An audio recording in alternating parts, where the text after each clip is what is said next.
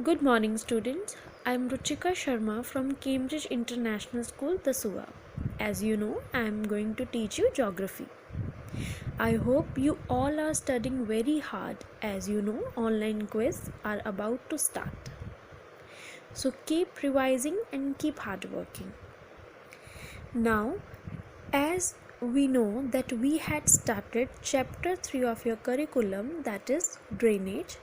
The term drainage describes the river system of an area, so we were dealing with the river systems of India.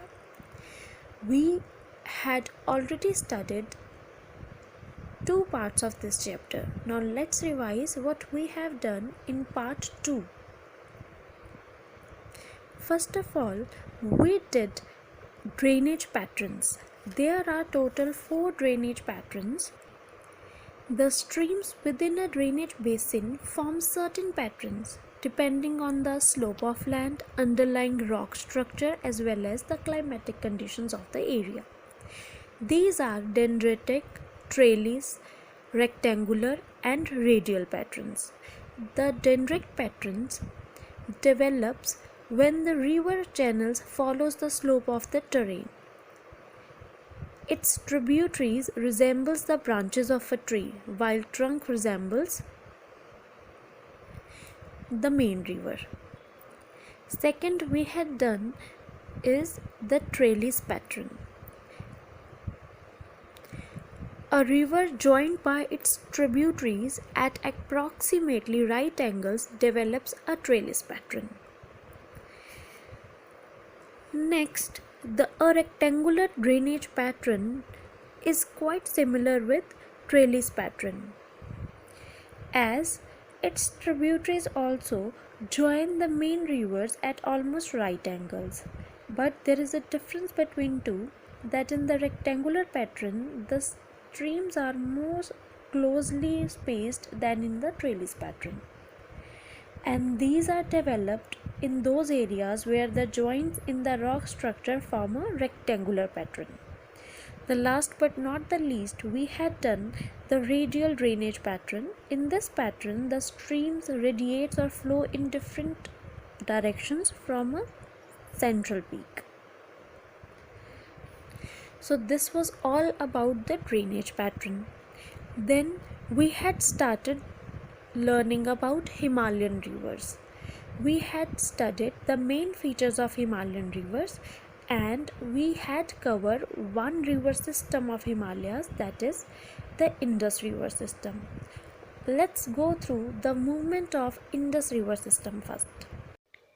Now students, this is the picture that shows movement of the Indus River.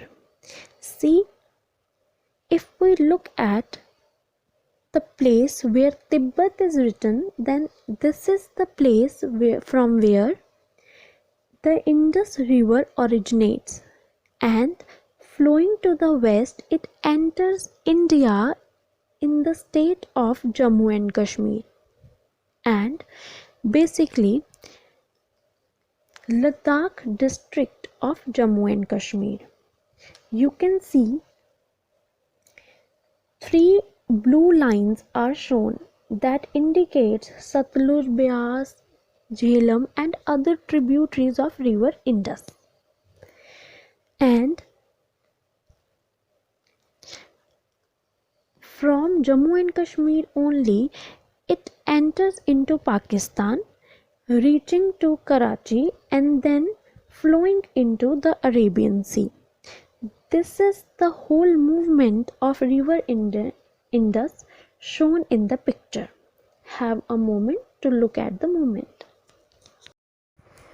Students, as we have revised what we had covered in our previous video lesson, now let's read about the topics to be done today. Firstly, we will learn about the 2 left river systems of Himalayan rivers, that is the Ganga river system and the Brahmaputra river system. Then we are going to introduce the peninsular rivers, in which we are going to do the Narmada basin today. So let's get started. The Ganga River, along with its numerous tributaries, form the largest river basin in India, which drains about 25% of the total area of our country.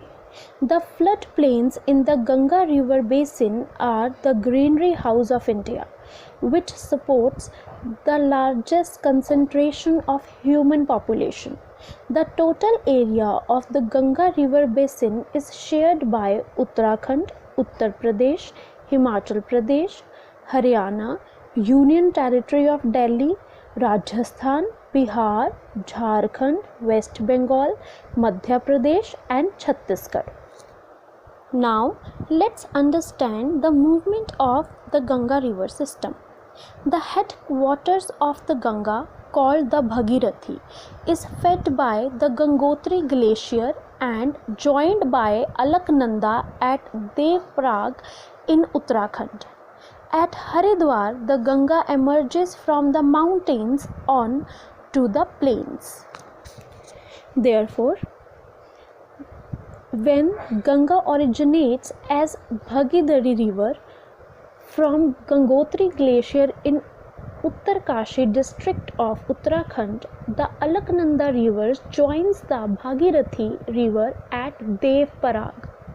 The combined water of the Bhagirathi and the Alaknanda rivers flow in the name of the Ganga river below Devparag. The same is depicted in the picture that Bhagirathi river and Alaknanda river are combined at Devparag, and it is at Haridwar that the Ganga emerges from the mountains and enters the plain region. The Ganga river is joined by a large number of tributaries from the Himalaya mountains in the north and the peninsular uplands in the south. Yamuna, the most important tributary of the Ganga river, rises from Yamunotri glacier in the Himalayas. The Yamuna river runs almost parallel to the Ganga river and joins it at Parag, Allahabad in Uttar Pradesh. The other tributaries of the Ganga river from the north are the Ghagar, Ghandak and the Kosi rivers. They originate from the Nepal Himalayas and cause heavy floods in the northern plains of India during the rainy season. The floods cause heavy damage to life and property, but the sand and silt brought down by these rivers and deposited in the floodplains make the region very fertile for farming around the year. The main tributaries of the Ganga river coming from the peninsular uplands. Just above we have discussed tributaries from Himalayas, that is Kosi, Gandhak and the Ghagra. Now we are going to read about tributaries of the Ganga river coming from the peninsular uplands. Those are the Chambal, the Sindh, the Betwa, the Ken and the Son rivers. The rivers from the south rise from the semi-arid areas and thus carry comparatively less amount of water. These rivers also have shorter courses. The tributaries from north and south add large amount of water in the main channel of the Ganga. And from Allahabad onwards, the Ganga river along with its tributaries flow eastwards into West Bengal, forming the northernmost point of the Ganga river delta. From here onwards, the Ganga river is bifurcated into a number of distributaries. It bifurcates into Bhagirathi Hooghly in West Bengal and the Padma Meghna in Bangladesh. The mainstream flows southwards as Padma in Bangladesh. Here it is joined by the Brahmaputra river. Before entering the Bay of Bengal, the Ganga and the Brahmaputra rivers together form the largest delta of the world, which covers an area of about 60,000 square kilometers. and the delta region is covered with dense forests called the Sundarbans. It has derived its name from the Sundari trees, which grows well in marshlands. A major part of the Ganga Brahmaputra delta is a low-lying swamp which is flooded by marine water during the high tides. The total length of the Ganga river from source to mouth along the Hooghly river is about 2500 kilometers. The Ambala city in Haryana is located on the water divide between the Indus and the Ganga river systems. The plain area between Ambala city in the west and the Sundarbans in the east stretches for about more than 1800 kilometers. The slope is very gentle as there is a fall of just 1 meter for every 6 kilometers. This helps the river to develop large meanders along its course. So this was all about Ganga river system, its movement, its tributaries, and how and where it falls into Bay of Bengal. And we also talked about the largest delta of the world, which is located in Sundarbans, that is the name of forest, as the main trees found there are Sundari trees only. Now this is the map that indicates the movement of river Ganga starting from Uttarakhand, that is Bhagirathi river from the Gangotri glacier, followed by Haridwar, and then finally falling into Bay of Bengal. This is the whole movement, which covers approximately 2500 kilometer area and which forms the largest drainage basin of India.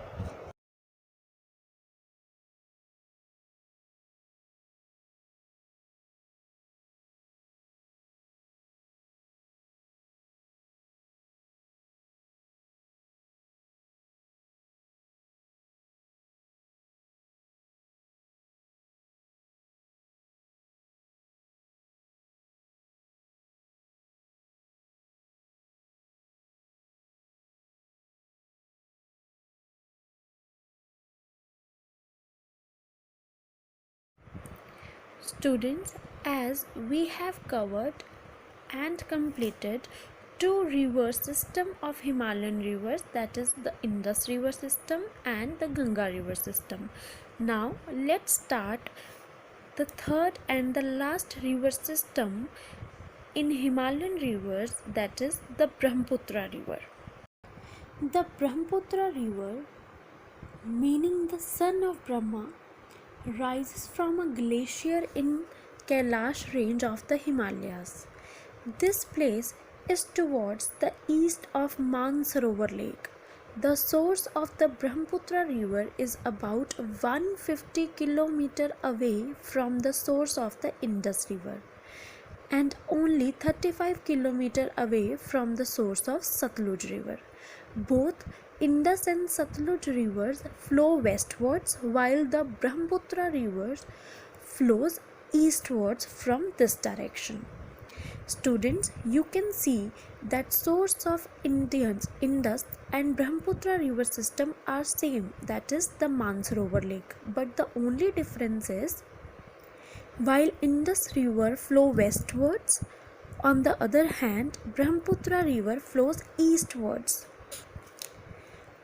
Soon you will be shown one slide where all the main features of Brahmaputra rivers are written. For now, let's learn about its features. With a total length of about 2900 km, the Brahmaputra is one of the longest rivers of the world and passes through Tibet, India and Bangladesh. The river is slightly longer than the Indus river and most of its course lies outside India. The Brahmaputra river is known as Yalang Sangpo, meaning the purifier, in Tibet and as Jamuna in Bangladesh. Now, let's learn about the movement of Brahmaputra river. The Brahmaputra river flows eastwards from its place of origin in southern Tibet for about 1800 km. On reaching the Namcha Barwa, the Sangpo takes a U-turn towards the south. You can see in the picture. The river cuts across the eastern Himalayas through the Dihang Gorge and emerges from the mountains near Sadia in the Assam Valley. Here, the main river is joined by the Dihang from the north and the Lohit from the south. They together make the Brahmaputra river in Arunachal Pradesh and Assam. The blue lines indicates Brahmaputra river that you can see forms a U-turn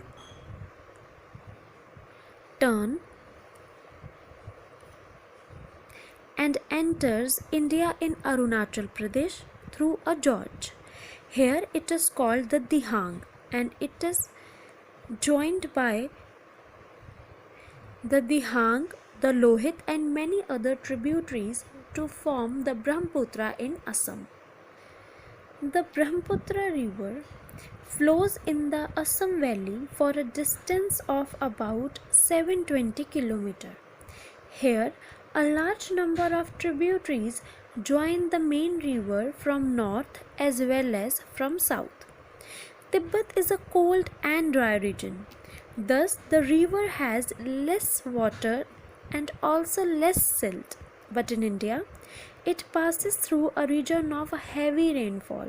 Thus, it carries a very large amount of water and silt. The Brahmaputra river has a braided channel for most of its passage through Assam. There is a constant shifting of the river channel. The river is about 16 km wide near Dibrugarh and forms many riverine islands, the most important of which is Majuli, which is about 90 km long and has an area of about 1250 square kilometer. The Brahmaputra river causes disastrous floods during the rainy season in Assam and Bangladesh. The river also serves as an important transport route in the Assam Valley. The entire course of the river from Saidia, Dhubri, has been declared as a national waterway in 1988. You can have a look at the picture that is given of National Waterway 2nd. That is the passage of Brahmaputra river. Now students, this is the map of Brahmaputra river course. You can have a look for a moment.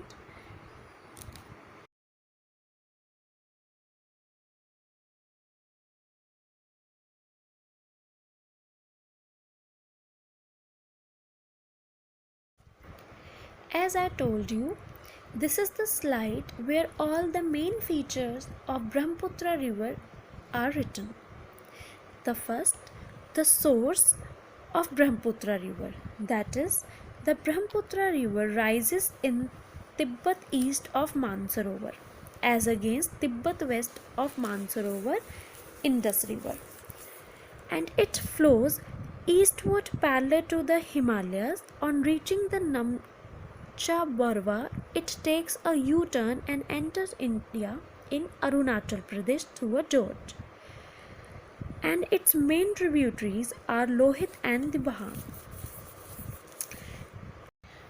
So this was all about the Himalayan rivers, the Indus river system, the Ganga river system and the Brahmaputra river system. Now we are going to start second major river system of India, that is the peninsular rivers. The Indian peninsula is traversed by a large number of rivers which have existed for a longer period than the Himalayan rivers.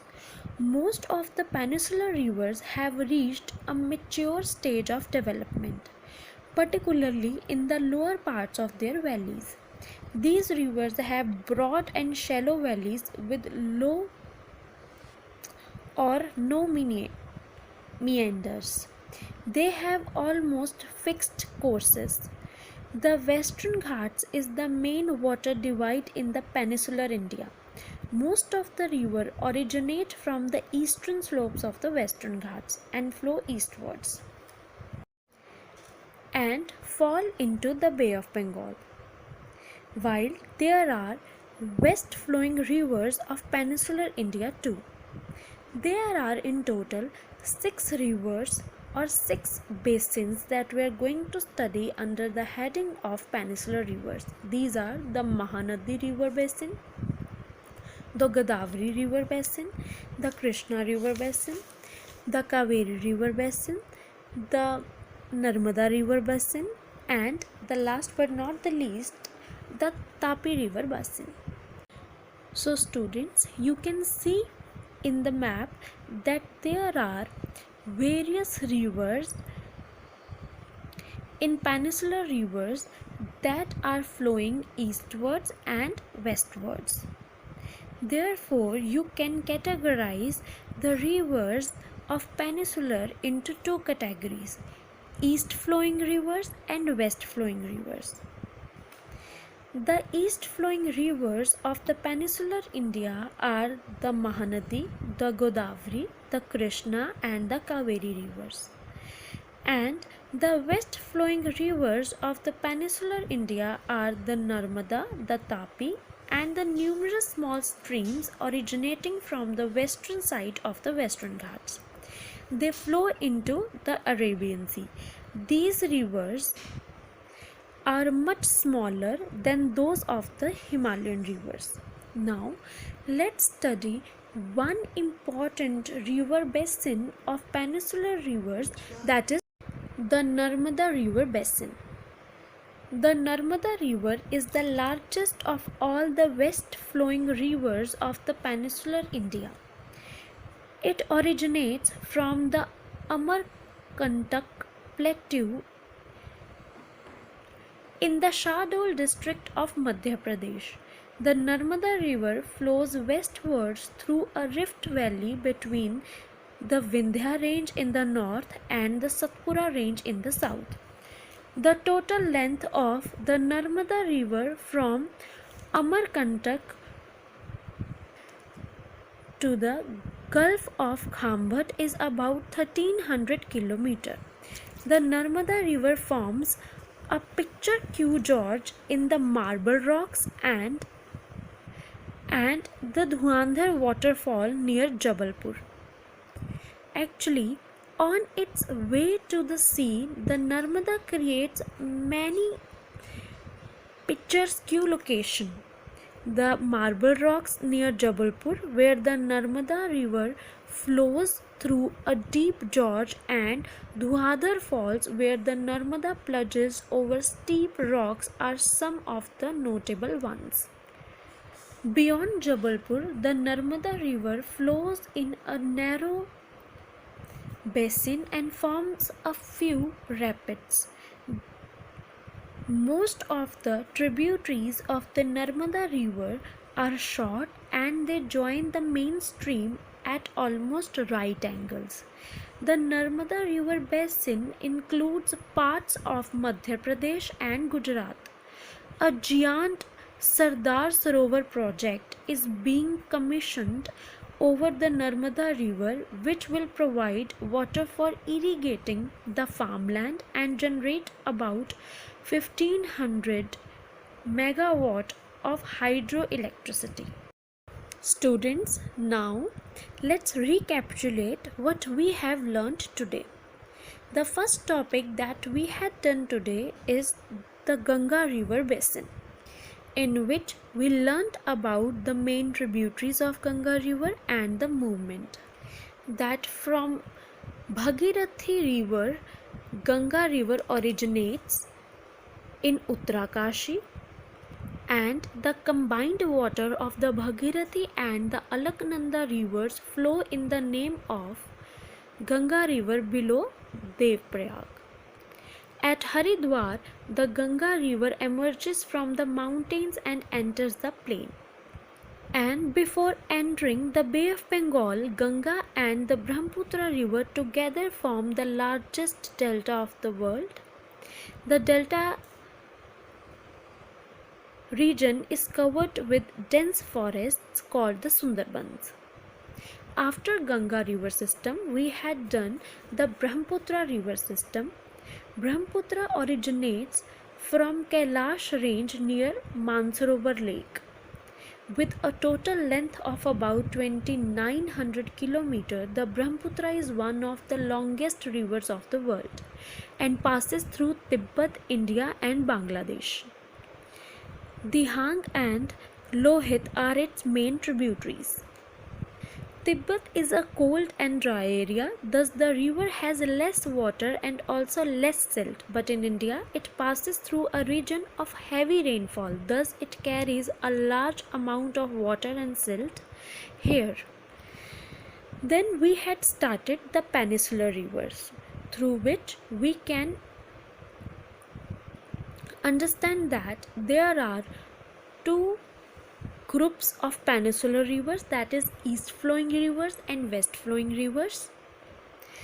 The west flowing rivers get fallen into Bay of Bengal, and these are the Mahanadi, the Godavari, the Krishna and the Kaveri rivers, while the west flowing rivers are the Narmada, the Tapi, and these fall into Arabian Sea. We have covered only one river basin of peninsular rivers, that is the Narmada river basin, which is the largest of all the west flowing rivers of the peninsular India. It originates from Madhya Pradesh and creates many picturesque locations like the Marble Rocks and the Dhuandhar waterfalls near Jabalpur. The Narmada river basin includes parts of Madhya Pradesh and Gujarat. A giant Sardar Sarovar project is being commissioned over the Narmada river also. So that's it for today. In our next video lessons, we are going to learn about all the other peninsular rivers. Till then, keep yourself indulged in studies and creative work. See you soon.